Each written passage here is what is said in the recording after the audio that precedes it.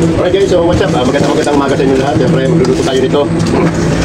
Alam niyo ba kung ano ito guys? Siyempre yung alimasag na maliliit, ang tawag dito sa amin ay kalantigas. Kalantigas. So, bago natin lulutuin, nililinisin mo natin maigi dahil marami siyang yun, dami siyang putik. Okay guys. So, ulit-ulitin lang natin dahil marami kasi nakakapit na mga putik-putik sa gilid, kaya kailangan linis natin maigi. So, ayan. Mga buhay pa guys, mga buhay pa yun, no? Tapos, gagamit natin yung brush. Gagamit lang yan para matanggal yung mga putik-putik na nakakapit sa kanyang shell o kanyang balat. Kunwari yung mga nakakinikit yung mga putik.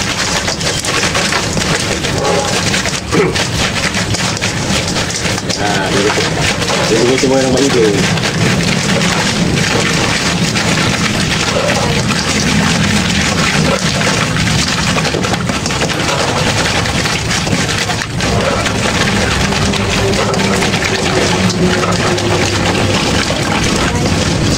Guys, ang dami ng tubig, oh.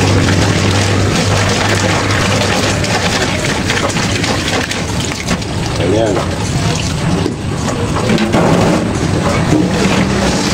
Ayan, malinis siya guys.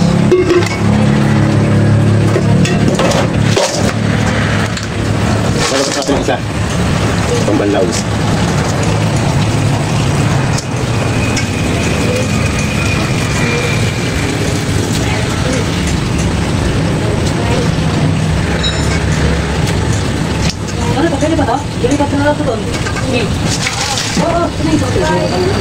Ayan.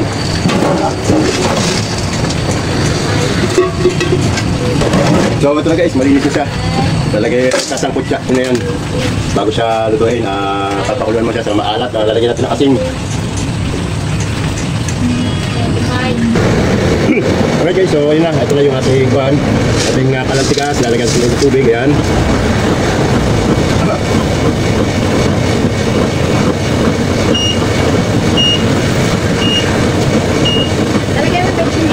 Pwede. Tapos lalagyan natin ng asin para manuot yung magkaroon ng konting alat yung kanyang loob pagkanan mo.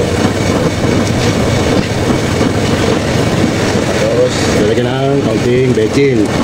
Konti lang yan guys, mga 3 kutsara.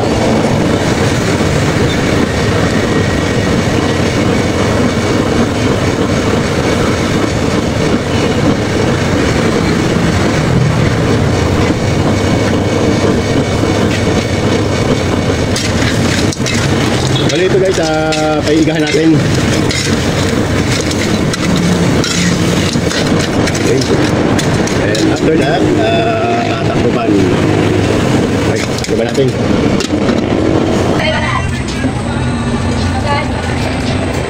So alright guys, so next, gagawa tayo ng solution, ating pang sarsa dun sa ating kalantigas. So alimangong maliliit, lalagyan sa natin ng konting bechin. Tapos, lagyan natin ng asin, konti lang, dahil nilagyan natin ng asin yun. Okay, tapos ito, chili powder, para may anghang. Okay, yan, natin. Mga 4 na sachet. 4 na sachet na chili powder, para talagang talagtab ang anghang. So, yun i-request ng aking tindera. Anghang ko doon, sobrang anghang. Yan, 4. Okay, so yun. 4, lagyan natin. Tapos lalagyan natin ng asukal. Ito, lalagyan ko ng asukal, mga 4 na kutsara.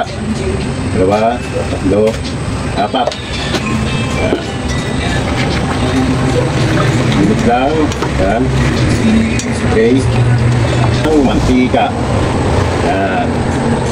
Okay. Tapos pakuluan natin ng mga matagal. 3 araw natin papakuluan.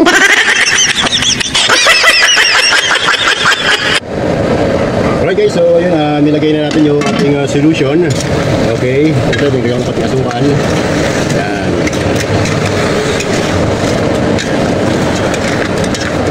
Hintayin lang natin na lumapot yung ating sauce. Laputin lang natin yan. Kaya malapot niya, pwede na kainin yan. Masarap ito, masarap. Lagyan natin ng sili ulit. Lagyan natin para siguradong maanghang na maanghang. Dahil yung mga anak naman, mga Bicolano, nakain sila ng sobrang anghang.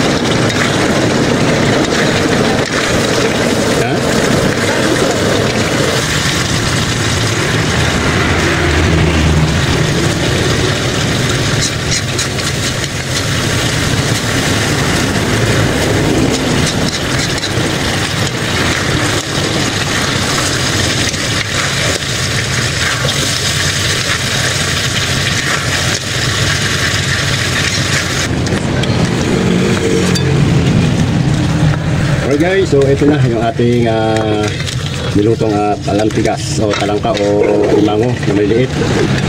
Yan, ito na siya. Kita nyo yung sarsa niya, no? Dapat oh.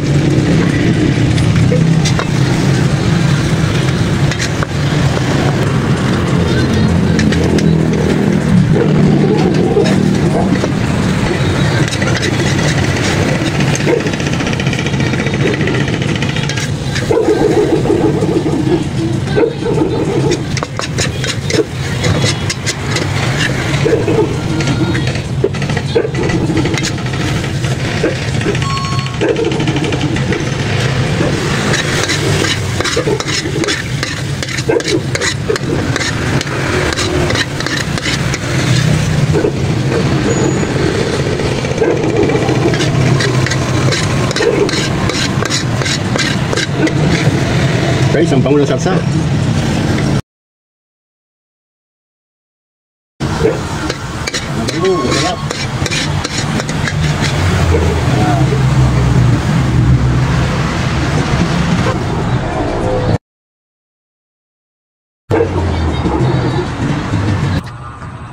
So, ayun guys, ito na yung ating iniluto kanina na lang, guys.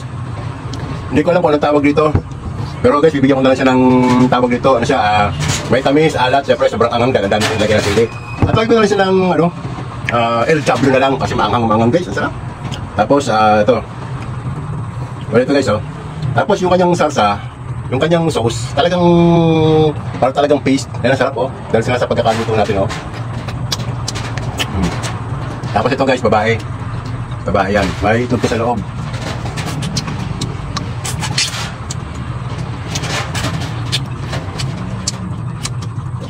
Ayan. Alright. Ayan. So guys, yung bawat singit ng ito talagang sisilip mo talaga kasi talagang napakasarap ng pinakang sauce niya, pinakang sarsa. Ayan. Ayan guys, oh. Since naman mga baby crab naman to, maliliit. Kahit ito, pwede itong malambot lang ito. Pwede mong kainin ngatain.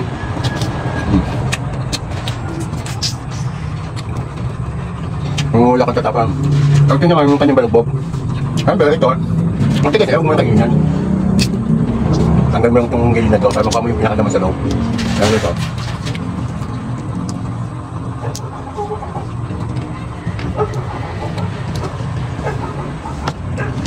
Siyempre, itong kakunti naman na ito, i-ano natin sa sarsa.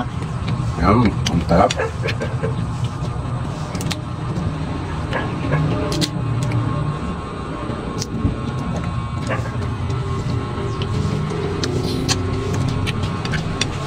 Okay.